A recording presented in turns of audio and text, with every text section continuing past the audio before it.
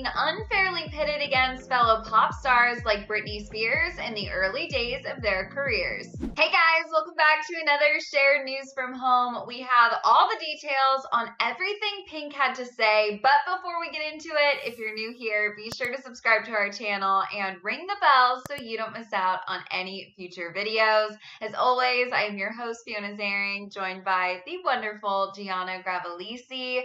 Gianna, this is so interesting to me. We are seeing female celebrities from Paris Hilton to Reese Witherspoon and now, of course, Pink speaking out and talking about how the media treated them when they were younger in the early days of their career. This is such an interesting conversation, and I'm so glad that it's finally being had. Have you been keeping up with it? What are your thoughts? So this is really interesting for me because I remember growing up idolizing all of these ladies, and I guess I was just like not really in tune to the drama that was happening at the time. Like I actually had no idea the way that they were being treated back then. And, I think it's because we were like in our early days of childhood at the time, maybe even in our tween days. We didn't have social media like we do now. We only had the tabloids. So that's really all we saw if your mom was willing to buy you that magazine and let you read everything in it. So I think I was kind of blind to what was happening. But I just know that I love all of these ladies. So to hear the way that they've been mistreated really makes me sad. But I'm just glad that everything may be a little bit better now. Yeah, it's so interesting because I think what's such like when you take a step back from it, what's so shocking is it was just so normal. It's all anyone knew. Like if you were going to be a pop star, this is what your path was going to be. This is how, PR was handled. This is what an interview or a headline, this is just what it looked like. So as consumers, it's all we knew too. So now it's like everyone has such a greater understanding. And I think it's sort of looking back and realizing like, hey, that really wasn't fair. In a new interview with People magazine, Pink reflected on being labeled the anti-Britney in the very early days of her career, despite, behind the scenes thinking Britney was great and totally being a fan. She said, quote, "It was so unfair to all the girls. None of us wanted that. I love Britney. She used to carry around my album." She continued saying, "Dude, I was like, I'm a street punk. I just skateboard. That doesn't have to be the anti-Britney. I don't want to fight anybody. I think we navigated through it as good as a 20-year-old girl can." So this is so interesting to me. The way she said, I was street punk, Britney was Britney. Like today, there are so many different types of female celebrities in music. We're not directly comparing Billie Eilish to Ariana Grande, right? There just are different. And that's okay. But at the time, you had to be the anti of one or the other. So it's just really crazy to think about. I love that you say and you give that example, Fiona, of like Billie Eilish to Ariana Grande, because we do accept that they're different. They are two totally different women amongst the other dozens and dozens of women in the spotlight, whether it's pop, rap. We've seen the feud with like Nicki Minaj and Cardi B even. Like they didn't get along because I feel like the media still tries to do that exact same thing of like pinning celebrities against each other, because that's what like made the tabloids at the time. That was necessarily what made the headlines back then, was that like invoking drama for kind of no reason. And I think that the media still has their way of doing that. If a celebrity does something maybe similar to another celebrity, oh, they're trying to be this one. The media just takes things that we see nowadays and they still skew it. But it's definitely gotten a little better. I love the fact that we can look at these women in the music industry and accept that they are just different people. And I think looking back then,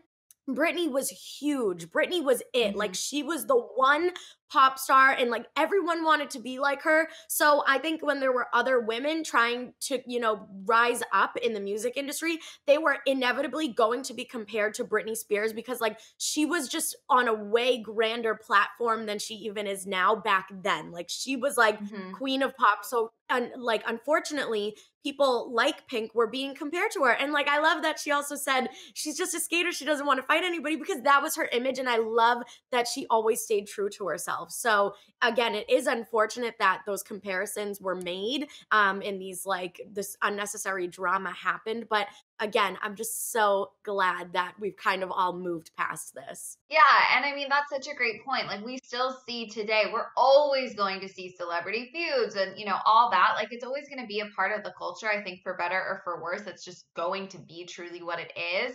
But at least you're so right. The entire like conversation across the board isn't being just fueled by that because the reality is it did impact eventually. If you're constantly being pitted against each other, it's going to have an effect on your relationships behind the scenes that maybe wouldn't have existed otherwise if these tensions hadn't been sort of created, honestly. Pink opened up about a moment in her career when these tensions kind of came to a head. And that was when she, Christina Aguilera, Maya, and Little Kim were crafting the Lady Marmalade cover in 2001. I don't know if this is like a prevalently known story. I learned about this for the first time through this interview. Christina's label executive basically allegedly strong armed a meeting to try to get her, the lead vocals, the most, part of the song.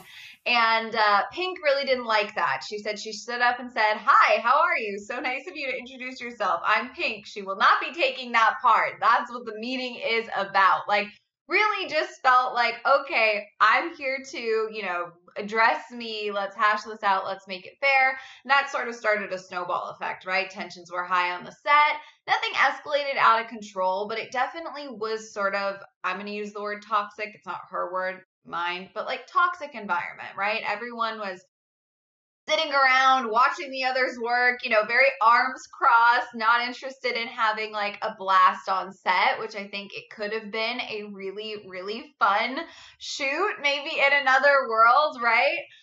In 2017, Pink shared on Watch What Happens Live with Andy Cohen that she and Christina did make up, but it was years later. She said, quote, "She's so talented and deep down, I've had bad days too. She's a really sweet person. We made up on The Voice." So obviously, listen, drama's going to happen in life. Not everyone has to be best friends with everyone, but it feels like to me from that story, an environment was created, the gasoline was poured, the match was lit, and here are two women that years later were like, "Wait, I like you. You're pretty cool." Like, it's just crazy. Fiona, this song, I'm not even going to lie to you. I'm not even making this up. I was actually scream singing this song in my car yesterday morning.